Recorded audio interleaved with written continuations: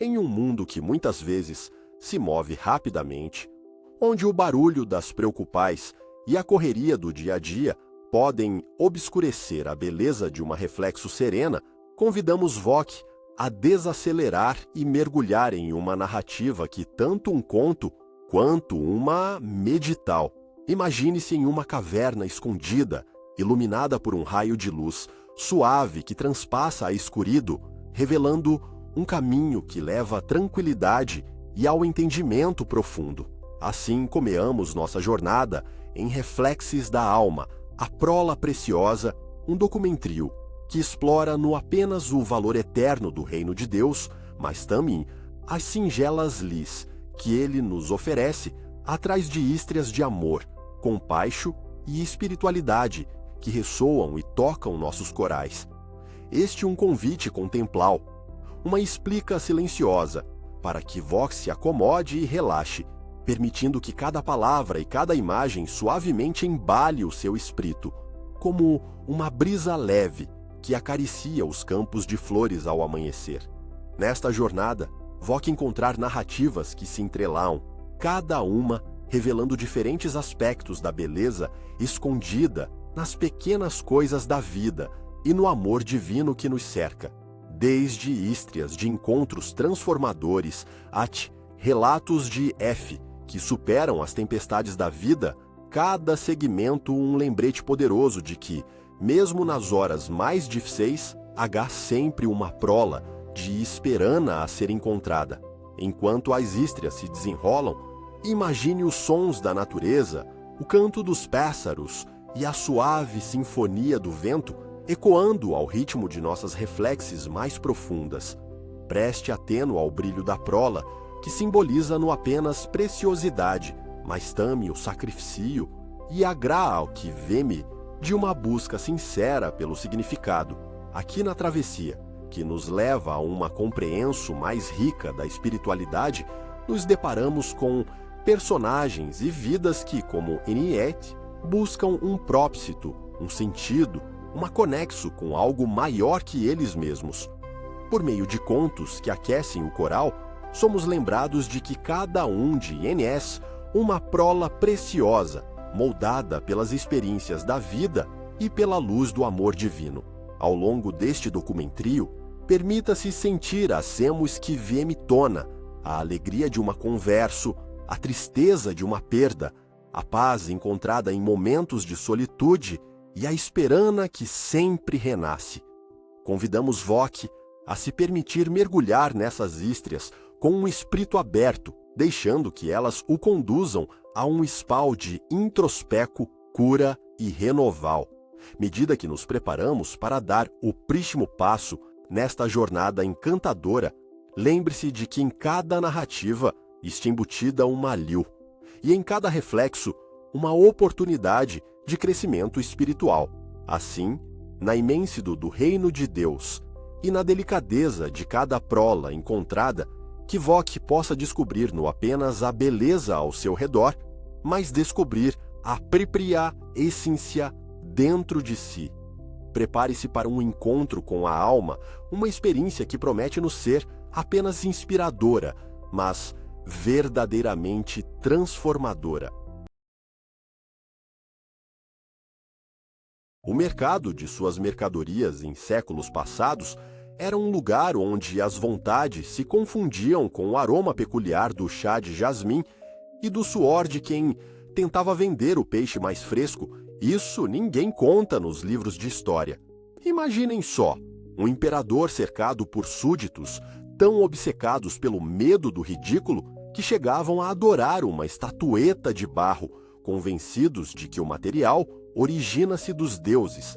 Em meio a isso, surge uma figura patética, Jin, do templo da sagrada respiração, que acreditava que a solução para todos os problemas estava em oferecer um florido banquete ao grande chefe de luz, que nada tinha a ver com comida, mas era só uma desculpa para fazer a festa e mostrar a todos como ele era generoso e também quem mandava.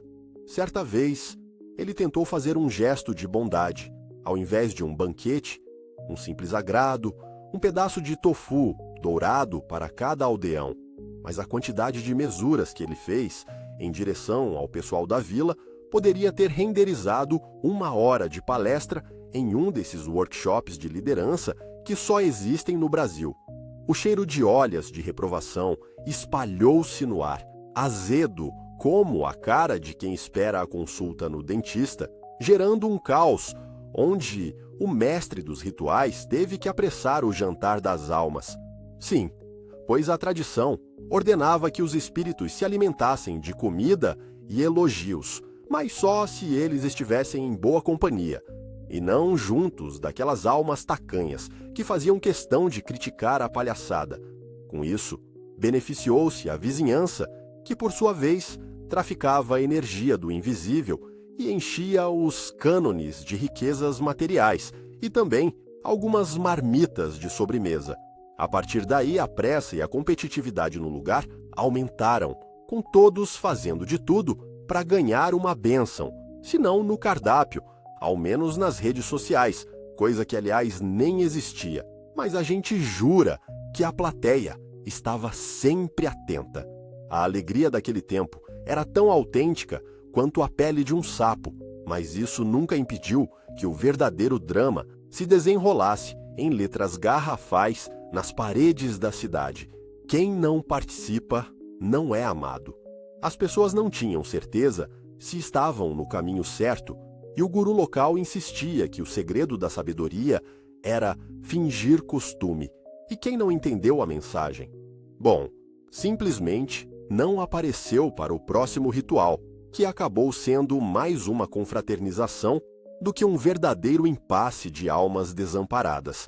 As vozes que se ouviram a partir da luz dourada não eram súplicas, eram gritos de quem queria apenas um copo d'água e um selfie, sim, um registro do momento sagrado para a posteridade.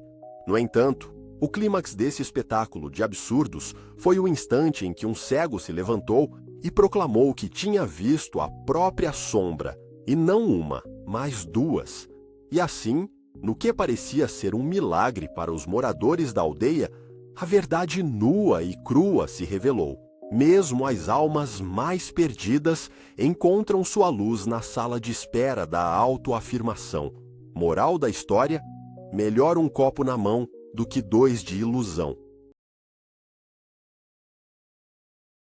Andanças de nossos antepassados, seres alados na dança da eternidade. Isso ninguém conta nos livros de história, mas você sabia que nossos antepassados se achavam tão especiais que até usavam penas de ganso para se distinguir na multidão? E onde exatamente isso aconteceu? No fundo de uma floresta, onde o cheiro de terra molhada se misturava ao fedor de gente tentando fazer café com água de rio nas profundezas do Brasil colonial, lá por volta dos idos de 1520, quando o jeitinho ainda não tinha sido patenteado, mas o medo do ridículo já fazia a escola. A cena se abre com um grupo de indivíduos, cada um mais ridículo que o outro, usando roupas que pareciam ter sido escolhidas às pressas após um rompimento amoroso. Os homens, com suas calças bufantes, vagando como se tivessem cocô na meia, e as mulheres, com saias mais largas que nossas esperanças de um aumento de salário ao fim do mês. Enquanto isso, o cheiro de carne de sol assando na fogueira se misturava ao doce aroma de mandioca cozida, criando uma ambiência que faria qualquer um reconsiderar o vegetarianismo. No centro do acampamento estava o grande líder, uma figura que mais parecia um cacique de teatro, cercado por um altar improvisado, feito de folhas secas e moedas enchidas com a expectativa de que a próxima chuva não fosse de granizo. Neste altar estava um pequeno objeto sagrado, que se revelaria crucial, uma pena mágica de ganso, que supostamente tinha o poder de garantir a sorte nas negociações ou, pelo menos, na escolha do azulejo da casa nova. Contudo, a verdadeira tensão começa quando todos os presentes se reúnem para a grande cerimônia, mas ninguém tem certeza de qual deveria ser a sua função. É como um reencontro de escola, onde o Google Maps se esqueceu de te mostrar o caminho do diretor.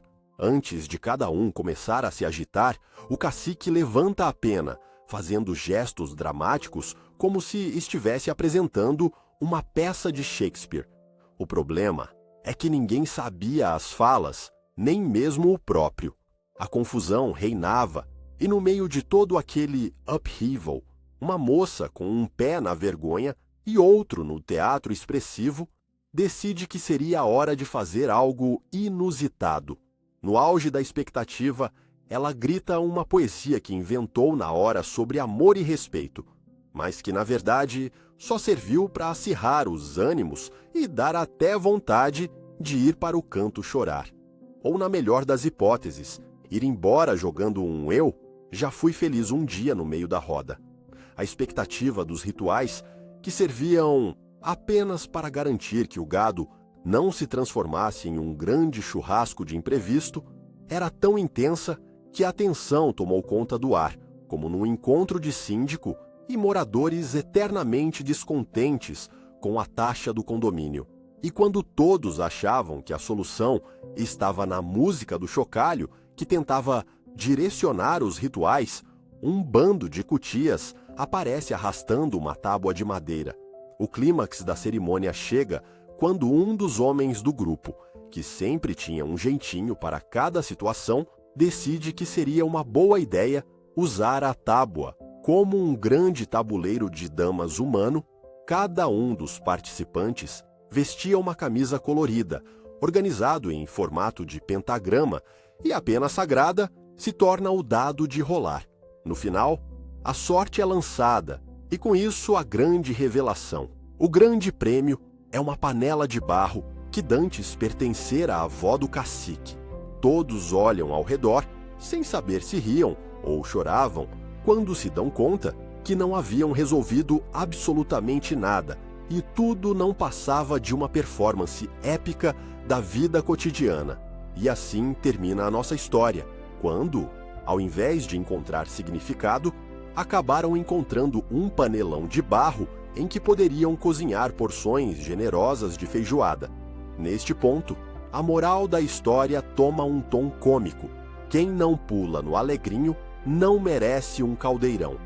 E assim, com a dança das penas de ganso, encerramos nossa reflexão sobre a insignificância dos rituais e o valor das panelas. Que nossos antepassados de penas sejam sempre um lembrete de que, no fim das contas, o feijão é o que realmente conta.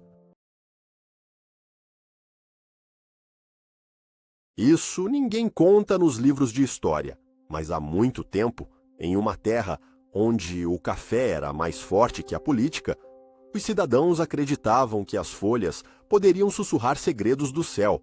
O ano era 1547, o lugar um vilarejo que mais parecia uma pintura cautelosa, com suas casas de taipa e telhados de palha, onde o único som que não vinha da calça rasgada do poeta local era o canto interminável das folhas, balançando com o vento, misturando-se com o aroma de frango cozido e a brisa quente, que, por sua vez, tinha um leve toque de saudade.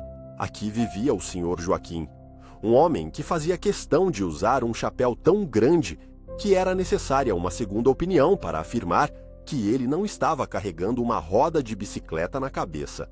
Ele era uma figura de respeito, não pelo que falava, mas pelo volume de sua peruca empoleirada, que oferecia abrigo a passarinhos e notas fiscais que jamais foram pagas. A história gira em torno de um ritual exótico, onde todos se reuniam para a festa das folhas falantes, uma celebração regada a juras de amizade eternas, promessas de que quem cortejar a dama da cidade não poderia esquecer a receita do brigadeiro, e uma negociação fervorosa sobre qual cômodo da casa do prefeito seria utilizado para a próxima reunião de planejamento do carnaval. O evento, que usava um hino em latim para supostamente acalentar as almas, mas parecia uma discussão acalorada sobre quem levaria a melhor como mestre do pieguismo. O ápice do evento acontecia quando o jogador de viola, Seu Alberto, que tinha o dom de fazer as cordas vibrar como se fossem colonizadores fugindo de uma bandeira, iniciava o canto das folhas, onde as pessoas se esqueciam de seus problemas, ou pelo menos tentavam, porque com o barulho da festa não havia como escutar o próprio sofrimento. Acontece que nesse dia, um duelo sutil entre Sr. Joaquim e uma árvore de goiaba transformou-se na sensação da festa. Enquanto o Sr. Joaquim estava ensaiando seu discurso de como acariciar as folhas sem desmaiar de amor para os presentes, a goiabeira, que claramente não estava a fim de fazer parte daquela palhaçada, começou a soltar suas folhas com um barulho que lembrava o esfarelamento de um sonho não realizado. No momento em que Joaquim se voltou, tentando dar seu melhor sorriso e uma piscadela que seria risada fúnebre numa expectativa de amor, a folha caiu e acertou diretamente sua cabeça, jogando-o em uma reflexão instantânea sobre a fragilidade do ser humano, diante das forças da natureza e, claro, de sua própria falta de jeito. Quem diria que a verdadeira mensagem do céu viria com um folheto? Resmungou Joaquim, enquanto a multidão eclodia em risos em um misto de compaixão e deboches, observando o polêmico duelista ser mais abençoado que os rituais reais sobre divindades não tão divinas. A moral dessa anedota histórica? Nunca confie nos rituais que dependem de ingredientes como goiabas e folhas, especialmente se você acha que pode encorajar amigos a dançar sem ter os pés bem fincados no chão. Afinal, quem não se molha com gosto não tem alegria na vida. Isso ninguém conta nos livros de história, mas no distante século IX, em um reino onde a névoa mais parecia um tédio do que uma bênção, o que ressoava ao longe era o clamor dos mortais pela eternidade, um desejo que coube não apenas a Deus, mas também rituais estranhos, como a dança das cabras vestidas de anjos. Imagine-se em uma manhã luminosa, com cheiro de gordura de porco e flores de lótus, onde os mortais se arremessavam nas primeiras fileiras, como em um desfile onde todos fingem costume. Sente-se ao lado de Sir Abrão, um cavaleiro com uma armadura brilhante, que mais parecia um disco voador desgovernado do que um símbolo de honra.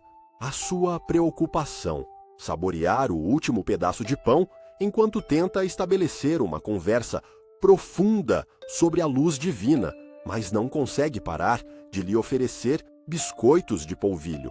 Ao fundo, a cantoria de monges que mais pareciam influenciadores de moda. Divino é o que se vê, não o que se sente. As multidões, por sua vez, corriam na direção da melhor promoção de santidade, com um ar de pressa que faria inveja a qualquer fila de banco em dia de pagamento. Mas o conflito se intensificou quando os sábios do reino, utilizando sabedoria semelhante à do Instagram, criaram uma audiência onde, se você não era visto, não era ouvido. Quem não é visto, não é ouvido, proclamou o grande sacerdote Daltão, que falava mais bajulações do que qualquer discurso genuíno. O clímax. O momento em que o grande profeta da comunidade resolveu usar um manto de lantejoulas que ofuscou até mesmo as estrelas. Porém, ao invés de inspirar os presentes a uma reflexão profunda, a mudança de vestuário apenas fez com que as pessoas comentassem sobre o manto mais do que sobre a mensagem divina. "Olha como brilha!" gritaram um grupo, enquanto outro se preocupava em ver quem usava jeans mais justo. E assim, no ápice de tal ebulição, o profeta, que aspirava a falar sobre a luz de Deus, teve que lidar com a frustração de perceber que sua verdadeira mensagem era tangenciada por uma crítica estética de sua roupa. A grande virada se deu quando um dos mortais, em meio a risadas e balões, declamou: "Melhor rir e brilhar como uma estrela do que ser lembrado como um santo empoeirado." O público, aliviado, não sabia se a verdadeira essência estava na busca pelo divino ou no jeito brasileiro de deixar tudo mais leve. E assim, o desejo pela salvação se transformava em uma gincana nos arcos da eternidade. O filme nos faz refletir que talvez o reino dos céus seja só um show de talentos, onde o juiz é um síndico mal-humorado que enfia a mão no bolso durante a votação, mas intimida os concorrentes com um olhar nublado. Quem não bajula não janta, conclui a sabedoria popular que ecoa por entre as ruínas da cidade, enquanto as obras da biscoitada construção celestial se arrastam como a história de todo mortal que não entendeu que o importante é viver o dia, na dúvida de que a névoa nunca se dissipe e a luz divina continue a brilhar, mesmo em meio a avaliações cênicas da vida. Abertura. No alvorecer de um dia qualquer, em um reino que mais parecia uma grande feira de disfarces, onde os nobres fingiam ser justos e os plebeus faziam do jeitinho uma arte, todos acreditavam que o amor era para os românticos e não para os políticos. Isso ninguém conta nos livros de história. Um trovador cantava versinhos sobre corações partidos, enquanto um lorde, claramente mais preocupado com seu título do que com seu caráter, dançava à margem da execução de um pequeno comerciante que não prestara contas de seus impostos. O clamor da falta de amor ecoava por aqueles muros, impregnados de suor com cheiro de saquê e poeira de tatame, onde o luxo e a miséria se encontravam como dois velhos conhecidos em um boteco. No centro do caos, a figura imponente do Duque Barata, cujo ego era maior que seus domínios, vestia um manto de veludo, que sem dúvida pesava mais do que sua consciência. Ele acenava para suas advogadas, que estavam mais interessadas em discutir qual delas tinha o melhor penteado do que em debater o próximo destino do reino. Certa vez, o duque se decidira a instaurar um novo ritual, a audiência sem significado. Nesse evento grandioso, os cidadãos eram convidados a comparecer para discutir os problemas da cidade, mas, como ninguém sabia a diferença entre uma questão de abastecimento de água e o gosto do pudim da cozinheira, as discussões geralmente giravam em torno de quem tinha mais razão sobre como a terra deveria ser cultivada. O público apenas acenava em concordância, mesmo sem entender patavina, e os nobres acabavam fazendo promessas vagas, mais por pressão social do que por real interesse. O samurai Toshiro, um homem de honra que fazia mesuras até para o seu cavalo, tentava se impor em meio ao riso da tropa de nobres. Ele, que se especializara em cortes de samurai, agora se via no papel de garçom, servindo vinho em um banquete que, ironicamente, celebrava a paz em uma sala repleta de espadas. Um dia, Toshiro decidiu questionar se ninguém mais percebeu a contradição. Ao ouvir o questionamento, todos se entreolharam com espanto, e em um raro momento de lucidez, alguém sugeriu encomendar uma estátua em homenagem ao samurai. Porque, afinal, disseram, a dúvida é uma arte que vale a pena perpetuar. Clímax. Como se não bastasse tanta confusão, a situação ficou ainda mais bizarra. Numa tentativa de se mostrar inovador, o Duque Barata decidiu que a audiência precisaria de uma nova regra. A partir de então, os plebeus teriam que expressar suas preocupações por meio de danças. E assim, naquela audiência, todos os presentes começaram a se contorcer freneticamente. Uma dança estranha que mais parecia uma disputa de quem consegue ficar mais ridículo. O clamor do amor se perdeu entre passos descoordenados e a plateia, com cara de domingo após a feijoada, se questionou se tal método realmente resolveria alguma coisa. O espetáculo terminou quando um plebeu, em uma combinação de tédio e revolta, desmaiou no meio da dança, levando todos a se dispersarem como folhas de outono. Contexto histórico. Em tempos passados, alguns reinos pagavam caro por ignorar o amor e a justiça em favor do poder. Um desses reinos teve uma carestia que durou anos porque seus líderes se preocupavam mais em fazer discursos eloquentes do que em plantar alimentos. Conclusão: no fim das contas, quem não se adapta à dança do poder não faz um bolinho. Isso ninguém conta nos livros de história, mas, em um dia ensolarado do século XVIII, entre riquezas e ostentação, em uma cidade onde o luxo tinha mais valor do que a alma, uma reunião extraordinária acontecia. No centro, estava a casa dos mais nobres de belo status, uma antessala repleta de cheiros de pomadas, à base de rosa, com um quê de suor misturado ao abafado aroma de opulência do ouro mal adquirido. Os aristocratas, todos adornados como pavões em um concurso de beleza, vibravam com a expectativa de um festim onde a ambição se tornava mais importante do que a razão, como se a vaidade fosse a nova religião. O conde Egídio, mais acostumado a olhar seu reflexo do que ao mundo, ouvia debochadamente o alvoroço pela chegada do Marquês de Esmaltina, o rei da mística da aparência e do egocentrismo, que tinha tanto apreço por sua imagem que usava um espelho portátil escondido sob a capa para conferir sempre se estava no ponto.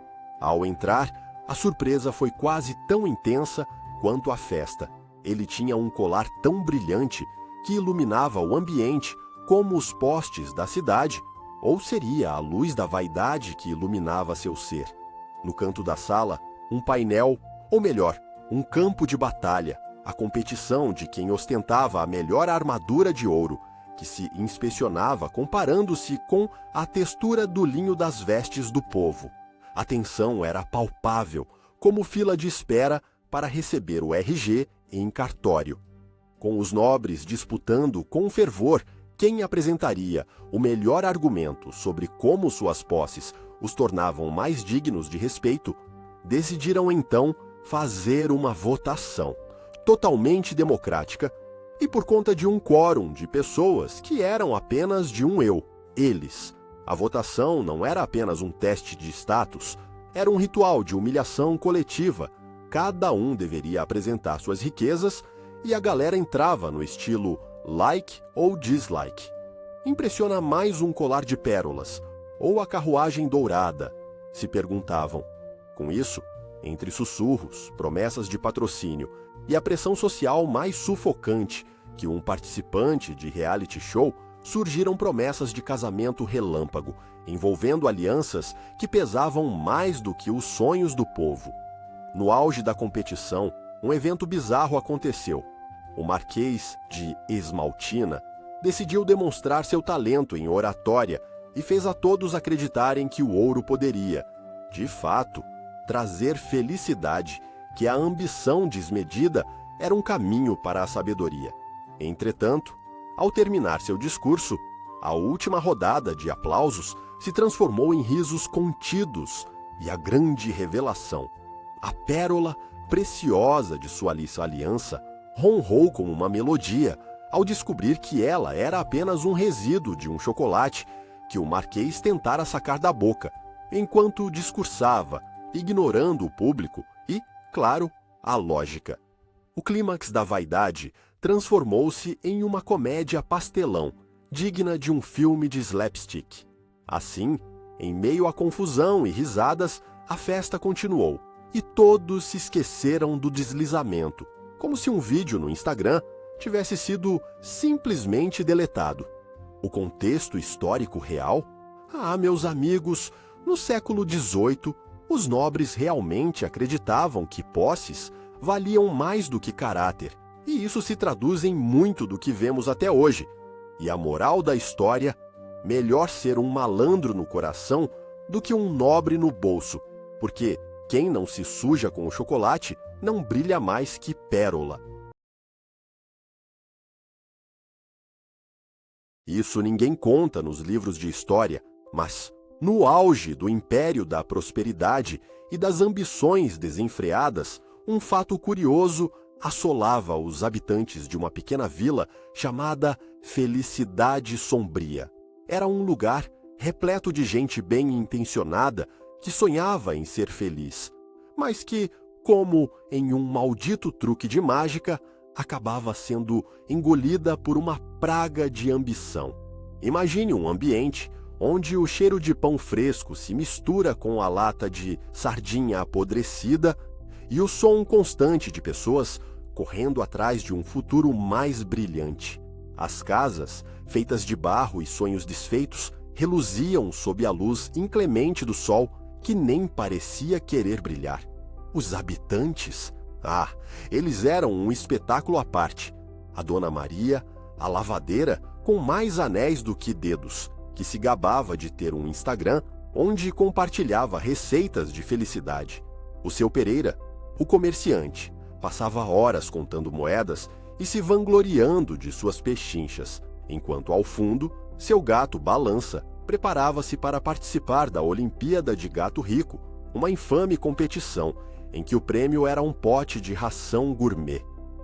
Ao longo do dia, os vizinhos se reuniam em audiências públicas, onde, em meio a grelhados e maçãs do amor, um personagem caricato, o Conselheiro da Alegria, presidia debates intermináveis sobre a melhor forma de proclamar felicidade, enquanto espremiam os sonhos uns dos outros. Imaginem a cena. O conselheiro, um homem de bigode finíssimo e gravata borboleta, como se estivesse indo a um casamento, incitava a paz e a união, mas todos o ignoravam para ver quem conseguia dançar mais rápido entre os desafios de um TikTok da época. A verdadeira fonte de riso estava na estratégia deles de alcançar a felicidade, um churrasco mensal em que a verdadeira competição não era ver quem assava a carne melhor, mas quem vendia mais ingressos para o evento com preços inflacionados pela concorrência. A crença de que a felicidade poderia ser comprada era tão forte quanto o café que os trabalhadores compartilhavam nas 3 da manhã, enquanto se preparavam para espremer o suco das laranjas, para fazer um suco de felicidade que nada mais era do que água com corante. O momento clímax da nossa narrativa se deu quando alguém, sem querer, trocou o suco de felicidade por uma limonada com gás. Os ânimos aumentaram, o Conselheiro da Alegria ficou vermelho como um pimentão e todo mundo gritou ao mesmo tempo, esperando que aquela revolução efervescente gerasse um verdadeiro milagre. Mas não passou de um espirro coletivo e um pedido de desculpas pela confusão. As tensões se desvaneceram, a atmosfera ficou leve e as pessoas voltaram ao normal, como se estivessem se livrando de um peso desnecessário.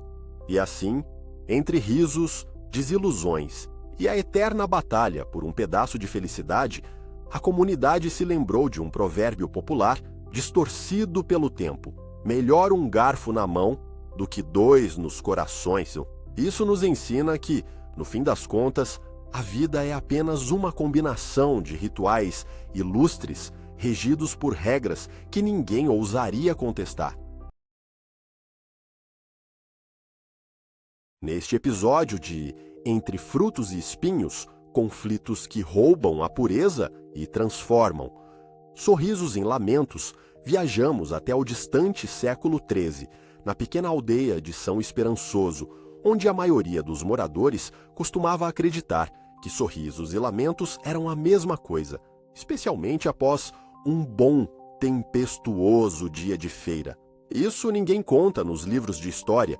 E se você vai acreditar que um vendedor de melancias curou a crise de identidade de uma cabra, eu não posso fazer nada por você. Imagine a cena: um arame de folhas secas e cheiros de veneno de sereno, misturados ao cheiro de canjica fervendo. A luz do sol entra pelas janelas tortas de casas cobertas de barro, revelando a poeira de um passado obscuro e um futuro incerto. Os personagens principais desse drama épico? Primeiro, temos o Senhor Murdêncio, um feitor inútil que já fez a fama de só oferecer milho podre na porta de sua casa, com um uniforme cerimonial que mais parece um saco de batata com fivelas. Depois temos Dona Julieta, a líder da resistência patrocinada, que só era respeitada por sua habilidade em organizar a fila da feira, usada como uma metralhadora de fofocas. E por último, mas não menos importante, o espírito do fruto podre, que vagava pela aldeia em busca de almas perdidas ou melhores ofertas de sacos de ração. O grande conflito surge quando do senhor Murdêncio decide abrir um concurso anual para o mais belo sorriso da aldeia. Sorrir era a única coisa que diferenciava os habitantes de um abacate maduro e em decomposição. Com a pressão social armada e a expectativa na altura do jeitinho, toda a laia de criaturas impostas a um regime de dentaduras improvisadas se aglomerava na placa que dizia: "Você pode não ser bonito, mas um sorriso conta." Isso levou à introdução de um ritual de forma estranha, onde todos deveriam praticar sorrisos falsos em frente ao rabugento burguês que somente fazia erros de português para desclassificar os candidatos. Imagine a cena de Dona Julieta batendo em panelas como uma verdadeira organizadora da marmelada, gritando para o povo que sorrir poderia realmente salvar suas almas, enquanto a cabra, o espírito famoso de Santo Cazu, produzia sons de desaprovação, ou talvez estivesse apenas pedindo mais canjica. A competição tornou-se um verdadeiro circo, com especialistas em sorriso fingido, enquanto a aldeia mergulhava em uma espiral de esnobismo predatório, onde cada sorriso era um refém da pressão social. Na verdade, só faltou o patrocínio de uma loja de dentaduras local. E eis que chegamos ao clímax, quando a competição finalmente chegou ao fim e o Lorde Murdêncio decidiu premiar o vencedor, que curiosamente não era ninguém. O melhor sorriso foi dado para um espelho que refletia a visão dos demais, mostrando que todos estavam igualmente confusos e caricatos. Um prêmio bizarro que deixou a multidão em êxtase ou em justas conversas sobre como esconder os dentes podres.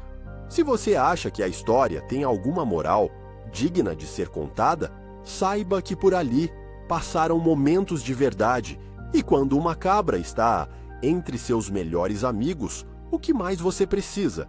Como nos ensina o provérbio da aldeia: alegria é sorriso que não se paga, melhor engolir um espinho do que perder o dentista.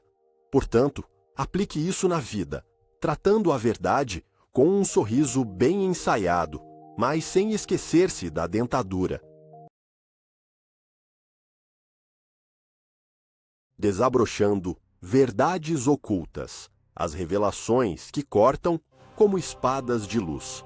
Isso ninguém conta nos livros de história, mas em certos dias ensolarados do século XVII, no coração do Brasil colonial, um grupo secreto de fazendeiros se reunia sob a sombra de uma mangueira, munidos de cachaça e de grandes verdades escondidas, prontinhos para a fofoca da semana. Os sons da natureza se misturavam ao barulho das conversas, e os cheiros de terra moída e açúcar queimando pairavam no ar, como se o próprio céu estivesse tentando decidir se rolaria um trovão ou apenas um boato. Sentados em bancos improvisados, os personagens dessa tragicomédia histórica eram uma verdadeira caricatura. O coronel Silvério, com seu chapéu descomunal, que poderia servir de abrigo para um macaco; Dona Etelvina, que parecia mais uma estátua do que uma mulher, orando pela salvação de suas plantas carnívoras; e o pastor Ramon, que vendia água benta como se fosse vendedor de produtos de beleza. Entre goles de cachaça, o coronel levantou um copo e, em vez de bradar pela liberdade das colheitas, soluçou sobre como a coroa estava mais interessada em nossas almas do que em nossos sucos de cana. O culto ao jeitinho brasileiro estava claramente ali, cada um tentando esconder seus próprios pecados, enquanto mecia a tendenciosa fé de que o céu daria um jeito, desde que sua conveniência fosse respeitada. Enquanto isso, nas redondezas, a gente podia ouvir as batidas do tambor, que lembravam o tradicional samba, às vezes representando aquele jeitinho bem tratado pelos deuses, só não o suficiente para evitar a pressão social que criava situações absurdas, como quando um samurai se defrontava com um galo que insistia em cantar a hora errada. Confronto era de tirar o fôlego. O samurai, que só fazia mesura, parecia mais tibum de capricho do que um lutador. Fingindo costume, buscava respeito e, ao mesmo tempo, tentava espantar o galo, que não parecia se importar com nada além de sua fama na vizinhança. A plateia, composta por fazendeiros e curiosos, zombava do galo, mas também temia que, assim como na repartição pública, a reprovação recairia sobre eles. O clímax chegou com a revelação de que, no final das contas, o galo era, na verdade, o verdadeiro chefe daquela comunidade, uma verdade que todos fingiam não ver, como um vereador que finge trabalhar enquanto leva um salário. Todos saíram correndo, enquanto o galo piscava seu olhar de satisfação, como se dissesse que, neste jogo de poder, o que realmente valia era quem dava o golpe mais bonito. Em meio ao perfume das cachaças, ou cervejas, quem sabe, e as verdades escondidas sob os pés daquela mangueira, não restava dúvida de que ali a moral da história era que quem não bajula não janta, e quem não se adapta dança conforme a música do galo. Isso ninguém conta nos livros de história. No século XIX, em um cantinho do Brasil que mais parecia um Pinóquio, de tanto que os habitantes mentiam, a cidade de Belaventura estava prestes a respirar a luz dourada da consciência, ou seria o cheiro de canjiquinha que vinha da festa na praça? Uma multidão de gente mal vestida, com trajes de linho que pareciam ter sido passados a ferro por uma vaca mal-humorada, estava a postos para a grande revelação. Falp, o sol brilhava como um espelho de banheiro doente, refletindo o brilho das panelas de barro que ferviam nas mãos de mulheres que pareciam ter passado a vida inteira tentando acertar a receita do brigadeiro. A música ecoava ao fundo, misturando-se aos gritos de crianças e ao fuzuê dos galos, enquanto um grupo de homens de chapéus desproporcionais fazia o que sabiam fazer melhor, discutir a política, enquanto filhotes de capivara se tremiam de medo por trás do muro. Esta era a Belaventura, onde a consciência pairava no ar como aquele cheiro de lençol suado que ninguém ousava falar. No centro da agitação estava o Excelsior, um filósofo de bar que acreditava que, se não estava escrito em um livro, não passava de um folclore. Com seu olhar intenso e seu bigodinho que poderia ser confundido com uma escova de dentes, ele decidiu que era hora de despertar a população da apatia, revelando a verdade sobre o reino de Deus, ou ao menos sobre onde fazer o melhor pastel da cidade. Para isso, planejou uma audiência sem precedentes, onde todos estariam presentes. Mas, claro, a ideia de convocar o povo foi um erro, já que mais de 2/3 da população tinha que ajustar os trajes, e tudo isso enquanto enfrentavam os desafios da fila do pão.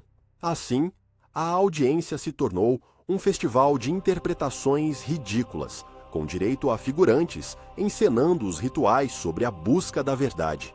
Havia até um homem que fazia mesuras para um gato que sempre olhava com desprezo, e uma mulher que dizia que era capaz de transformar qualquer choro em risadas, mas que, na verdade, só conseguia vender lágrimas em frasco.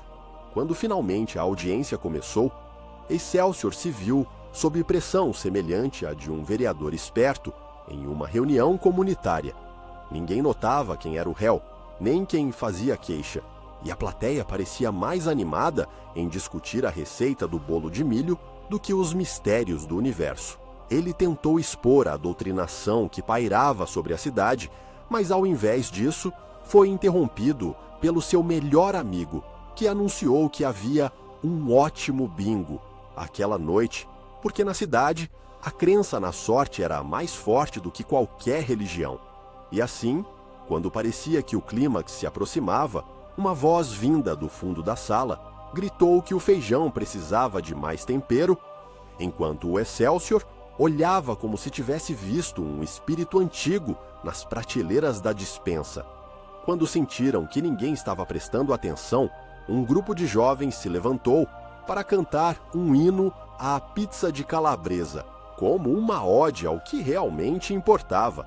No meio desse colóquio de absurdos, faltou tempo para ver a verdadeira reflexão, e a audiência acabou sendo nada mais que uma noite de risadas e comentários.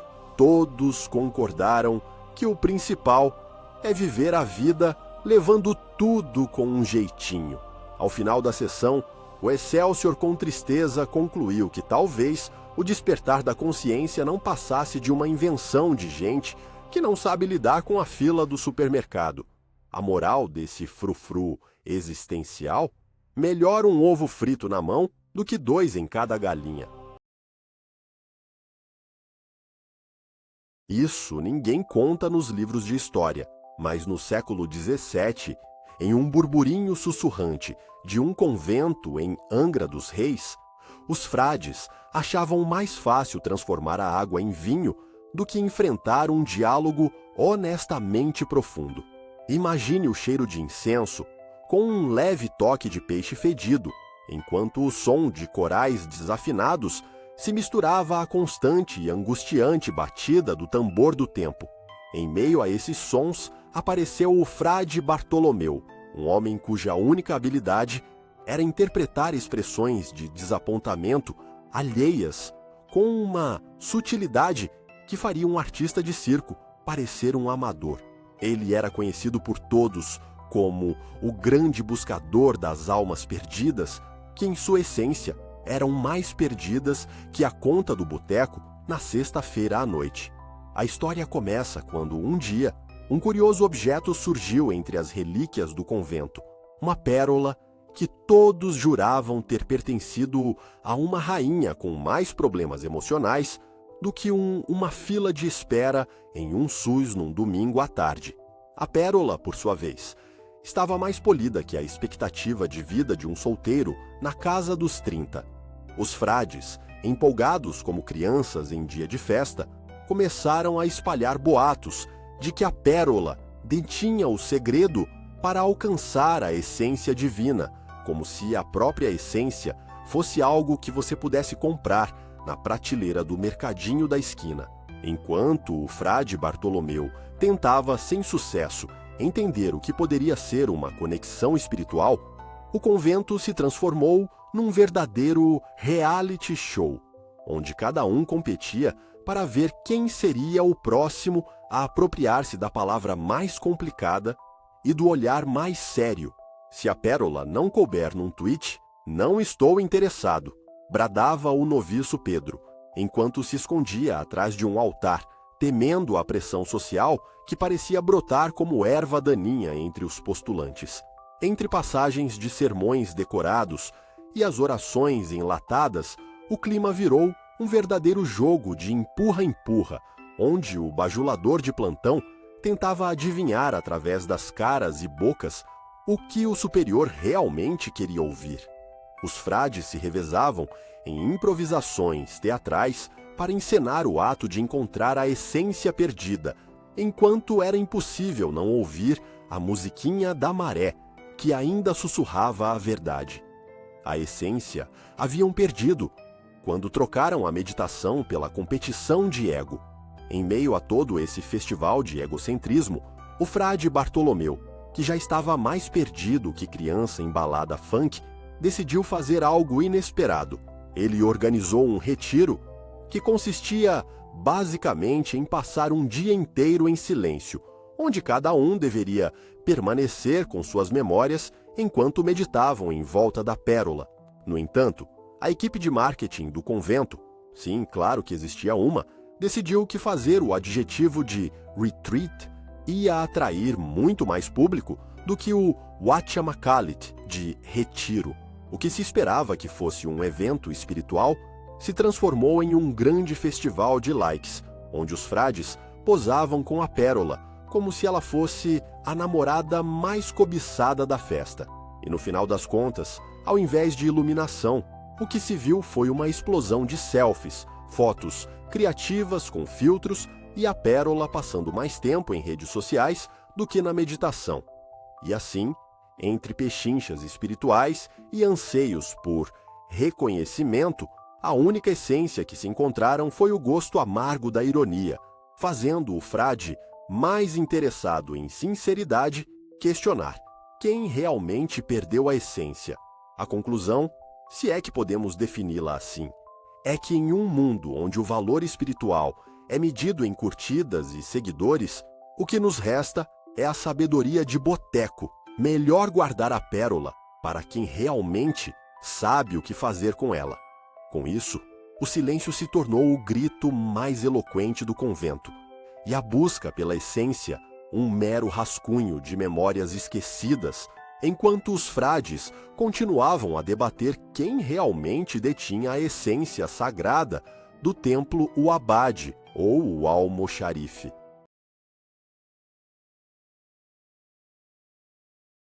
Os sussurros da história, um legado que envolve e transcende o tempo e o espaço, ou simplesmente o dia em que a história resolveu tirar uma soneca. Isso ninguém conta nos livros de história, mas teve uma vez que um rei decidiu que a melhor forma de governar era alimentar seus súditos com feijão e prosas.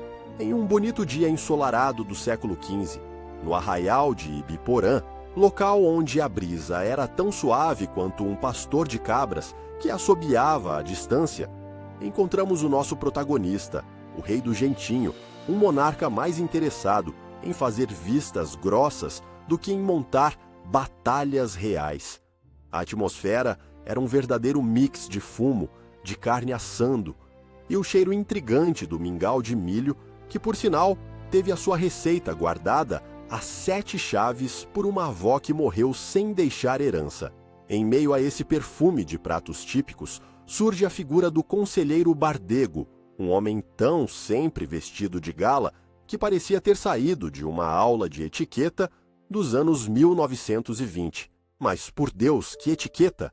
O homem tinha um frescor e um tempo para mesura tal que até as moscas o reverenciavam. Bardego, porém, queria que a etiqueta não ficasse só na aparência, mas sim que se tornasse política pública, como o famoso licenciamento da venda de coxinhas em ruas paralelas. Pivotava nas conversas um elogiado prato de galinha caipira que, por ironia, nunca chegou às mesas reais. Era absurdamente considerado uma das maiores delícias do interior, mas o seu acesso era restrito a festas de aniversário e casamentos, o que nos faz pensar se realmente existia um rei ou se o reino era apenas uma linda ilusão. O grande conflito do dia surgiu quando, em um belo banquete de exaltação ao jeitinho brasileiro, Bardego resolveu homenagear um político recém-chegado, alguém tão desconhecido que parecia mais uma sombra de um picolé derretendo. Para entrar no jogo, ele concluiu que os ânimos precisavam aquecer e sugeriu um brinde, mas o único que aceitou foi uma vaca mística chamada Dona Lura, uma espécie de guru local que habitava a cabeça da população e também o cio da fantasia coletiva. Enquanto isso, o ânimo da festa começou a derreter mais rápido que um sol na praia, sem sombra por perto. O rei, em sua sabedoria, decidiu usar uma metáfora para falar sobre como não se deve temer o remoto, mas sim embrulhar a vida em papel de presente. A maneira sutil com que transformou discussões sérias em piadas sonoras deixava todos se perguntando o que realmente estava em jogo. Quando pensávamos que tudo ia terminar em escândalo político, a grande revelação aconteceu. Dona Lura fez uma performance de dança que sussurrava verdades eternas e, pasmem, conseguiu unir todos pela simplicidade da sua arte. Naquele momento, as rixas de décadas derreteram e, em vez de um clima de guerra, um arco-íris se formou. E assim, repleta de risos, gestos desmedidos e, claro, uma dose insuportável de absurdo, a festa acabou em um brinde sem álcool. A moral fake dessa história: quem não abraça a vaca disfarçado de guru, não brinde com o rei. Ah, os caminhos cruzados da vida, onde o amor é mais comum que fila em banco, mas às vezes parece ser tão raro quanto encontrar um lugar tranquilo na zona sul do Rio em um sábado à tarde.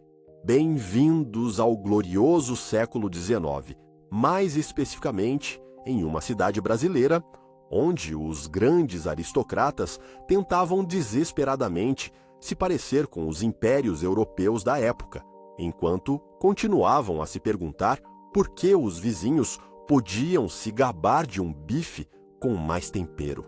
Isso ninguém conta nos livros de história, mas a verdade é que foi aqui, sob o olhar atento das tias solteironas e dos voos de moscas nas festas, que as almas começaram a descobrir a verdadeira pérola do amor. E quer saber, a pérola era, na verdade, um punhado de ricota na assadeira da avó. A cena, um salão decorado com cortinas de linho, cheirando a suor com cheiro de saquê e poeira de tatame, enquanto as damas, em seus vestidos de brocado, eram mais do que um par de olhos a brilhar. Entramos em cena ninguém menos que o Dr. José Ponderoso, um médico que se achava o poeta do amor, ou ao menos ele recitava poemas tão elaborados que, mesmo os mais cultos, faziam-se de desentendidos só para evitar recitar suas próprias rimas com a chuva. À sua beira estava a jovem Clara, conhecida pelo seu talento de arranjar amizades com todas as tias da cidade, mas que, na verdade, nunca sabia o que fazer quando alguém se apaixonava por ela. Uma vez que a pressão social de escolher um partido adequado a deixava mais confusa que férias de agosto na casa da sogra. O encontro dos dois se dá em meio a um dos bailes mais esperados do ano, onde todos estavam mais preocupados em ver quem dançava melhor do que em quem realmente fez o melhor poema, uma comparação muito semelhante a ver os votos de um candidato eleitoral passado. Em meio a valsas descompassadas e sussurros de fofocas, a pressão para que Clara e o doutor Ponderoso dançassem juntos se intensifica. É como uma reforma no condomínio com um síndico exigente, todos esperando um momento de pura mágica. A noite avança e a tensão aumenta, até que um escorregão inesperado leva doutor Ponderoso a um deslize de forma tão desajeitada que, em vez de uma declaração de amor ardente, ele acaba caindo em cima da mesa de petiscos, fazendo com que uma montanha de torresmos se espalhe pelo salão. Todavia, o que parecia ser um grande fiasco logo perdeu a gravidade. Clara, em vez de se desesperar, simplesmente começou a rir, fazendo com que todos a seguissem no riso. O que era um ensaio romântico tornou-se um banquete, onde todos se empanturraram de carne frita e se esqueceram da ideia de encontrar o parceiro perfeito. O amor, tão dispensável quanto os draminhas entre as damas, floresceu ali no riso e na fartura. Chegamos ao clímax, onde a revelação de que o amor não precisa ser algo grandioso, mas tão banal quanto o feijão no prato todo dia, fez parte da verdadeira lição. Era mais fácil amar um coxinha que a pessoa de seus sonhos. O que saberíamos nós sobre o amor se não tivéssemos provado a irmandade de um bom rango? No final das contas, a moral que aprendemos com esse espetáculo do cotidiano é que no amor, como no feijão, é a riqueza do tempero que torna tudo delicioso. E como diz o velho ditado, melhor um amor escorregadio na mesa do que dois sem sabor na boca. E ao final da tarde, quando o sol despede-se, a pérola do reino se revela em seu esplendor, uma verdadeira saga sobre a busca pela iluminação divina e a luta contra a pressão social do século Bruno, que, acreditem ou não, era mais intensa que a fila do pão em dia de promoção. Eis que estamos em Jerusalém, em um entardecer dourado, onde o cheiro de pão fresco da padaria local se mistura com o aroma dos incensos do templo, criando um ambiente tão envolvente quanto uma feijoada de mãe. Os apóstolos, que se achavam os grandões da roda, pareciam mais perdidos que cego em tiroteio, dispostos a semear confusão entre a multidão sedenta por novidades. As estrelas do nosso mockumentary são Pedro, que se vê sempre em conflito entre sua aversão ao ridículo e o amor pela fama, e Judas, um verdadeiro representante do clube do jeitinho, sempre buscando a melhor oportunidade de sair no lucro com suas transações. Neste clima, um papo furado sobre uma pérola, que representa o reino de Deus, se transforma em um desfile de absurdos, como a famosa reunião para decidir quem seria o mais humilde entre eles. Imagine o cenário, todos fazendo mesuras uns aos outros, enquanto o sol se punha como quem diz, pouca vergonha. As regras eram simples, mas complicadas na prática. Quem não trouxesse uma pérola de verdade não poderia sentar no círculo sagrado das promessas. E assim começou o embate insano, recheado de analogias da vida moderna. Pedro, em um momento de reflexão profunda, comparou isso ao dilema de decidir se iria ou não pagar a conta da comida para evitar a vergonha de ser o único sem grana em um grupo hiperativo. A tensão aumentava à medida que a discussão se intensificava, resultando em perguntas como: quem pode possuir a beleza da pérola e ainda ser digno da graça divina? As respostas eram tão vacilantes quanto um migué em uma audiência de condomínio. E enquanto isso, era um tal de ficar tentando fazer com que o outro se sentisse mais especial do que o próprio Messias. O clímax chega quando, em um momento de pura criatividade, um dos apóstolos surge com uma pérola de plástico, deixando todo mundo boquiaberto. O riso foi geral e a tensão se transformou em uma roda de piadas sobre como aquela pérola não valia nem um centavo, mas ali, ao menos, poderia tranquilizar a consciência de quem não conseguia lidar com as comparações sociais. E se você pensava que a história terminaria com um final digno, se prepare.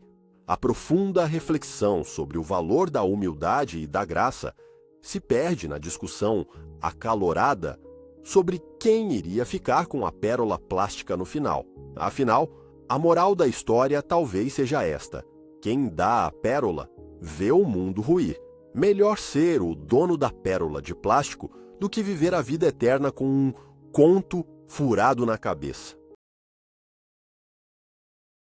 À medida que nossa jornada chega ao fim, somos envolvidos por uma brisa suave que nos convida a refletir sobre os caminhos trilhados por Maria e Pedro, cujas vidas se entrelaçaram como as ondas do mar em um tranquilo amanhecer.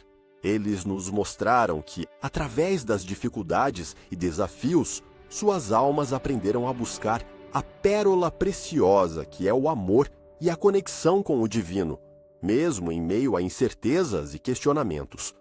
As dúvidas de Pedro se dissiparam aos poucos, dando lugar a uma confiança renovada, enquanto Maria descobriu que a aceitação é o primeiro passo para a paz interior. Juntos, eles caminharam em direção ao reino de Deus, onde as lágrimas se transformaram em sorrisos e a dor se converteu em graça. Este conto nos ensina que as maiores verdades não estão em algo distante, mas sim dentro de nós, aguardando serem desveladas. Ao encontrar o valor eterno em cada momento, abraçamos melhor a fragilidade e a força da nossa humanidade e percebemos que somos todos co-criadores de nossas realidades. Assim, ao fecharmos esta história, que possamos deixar que a doçura da reflexão penetre em nossas almas, guiando-nos para o silêncio íntimo da contemplação, onde a paz reside, lembrando-nos sempre de que cada passo dado em fé pode desvelar uma pérola eternamente preciosa em nossas vidas.